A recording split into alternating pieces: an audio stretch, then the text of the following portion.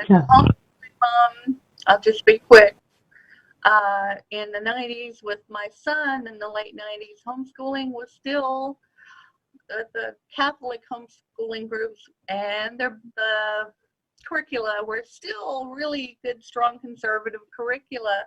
But now, once you homeschool, you stay on all their mailing lists, and the things that they're coming up now.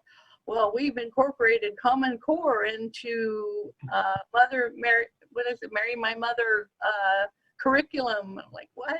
No, not in Common Core, not in homeschooling. So, yeah. Changing. That's terrible. Well, I was obviously not homeschooled. Oh, what's that? Sorry. Yeah. So I used to think homeschooling would save the world. These kids were so bright. It's invading homeschooling too, but yeah. Go ahead, Michael. Oh, well, yeah, I mean, I obviously wasn't homeschooled, but my wife was, and her parents are professors at a Newman Guide college, a small, one of these small, very traditional Catholic colleges, and she, I can already hear my mother-in-law. If she knew, she must know that, but I can already hear. Oh my gosh, would you? So, but they, I mean, she was given a very solid upbringing. She, they still have, younger kids, and they homeschool them. We're obviously going to homeschool our kids when the time comes.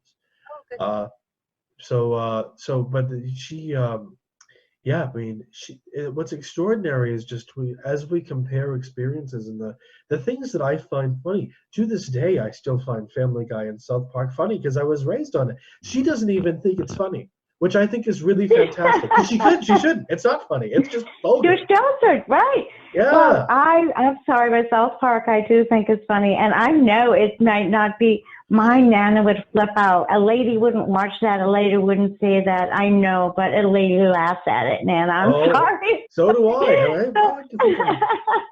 But no, that's really good though, because I have some friends who have kept their children completely sheltered from these things in the world, and well adjusted, and just, especially in the traditional Catholic world with these great big families who homeschool, and they're keeping their kids tight on purpose to protect them from all of those things out there. So it's a good thing it worked, and clearly the two of you work. So yeah. work together. It's funny. I mean, actually the stereotypes about homeschoolers are very like the stereotypes about traditional Catholics, aren't they? Just sort of, you pale and sickly and sort of very quiet and dorky and ostentatiously pious. And it's just not true. It's just the opposite. I mean, homeschoolers and traditional Catholics are, by any standard, the most socially well-adjusted people I know. They're funny. They're easy to get along with. They know what's going on in the world, but they're not preoccupied with it. They have interesting things to say.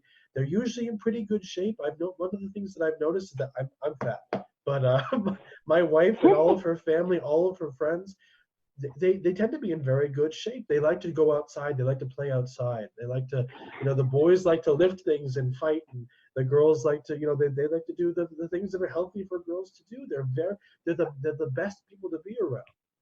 I just enjoy being around them more. Well, the school environment is not healthy at all anymore. But I was going to say, and I've never met a Catholic homeschooled kid that ended up in jail. So they're just good citizens. Right. They're happy, well-adjusted. I mean, we all have our own issues. Nobody's saying anybody's perfect. But I'm with you on that. We did a special on Catholic homeschooling for Catholic Schools Week. We did homeschooling, and yes, and the kids are they all serve the priest at Latin Mass. They're involved in troops of St. George, and they're learning the Latin, and it's just all these homeschool kids that I personally know, and I've never met one or anyone in any network that wasn't just a good, solid citizen. So.